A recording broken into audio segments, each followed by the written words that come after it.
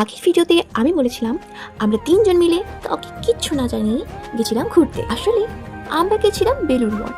আমরা তীর্থস্থানে ঘুরতে এসেছি, আবার সন্ধ্যেবেলা। আর জায়গাটা ছিল শান্ত, পরিপূর্ণ, একেবারে ভক্তিতে ভরপুর, এক কথায় অসাধারণ। কিন্তু আমরা জানতামই না যে ওখানে ছবি তোলা এলাও না। ঢুকিয়ে দেখলাম অনেকেই ছবি তুলছে, তাই আমরাও কিছু না ভেবে ছবি তুলছিলাম। তবে একজন সিকিউরিটি গার্ড এসে আমাদেরকে বারণ করলেন। কিছুক্ষণ পর দেখলাম আরো অনেকেই ছবি তুলছে, তাদেরকে কেউ কিছুই বলছে না। যাই হোক, বাইরে যাওয়ার টাইম, ভাবলাম কিছু ক্লিপ নেব। তারপর হলো এইটা।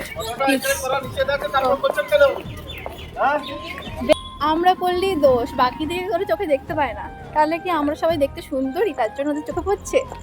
সেটাই অ্যাকচুয়ালি এটাই, আমরা প্রকৃত সুন্দর, তাই জন্য আমাদের দেখে চোখে পড়ছে এবং আমাদেরকে ক্যামেরাটা প্রীতি পাগল হয়ে গেছে মঠে ঘুরে।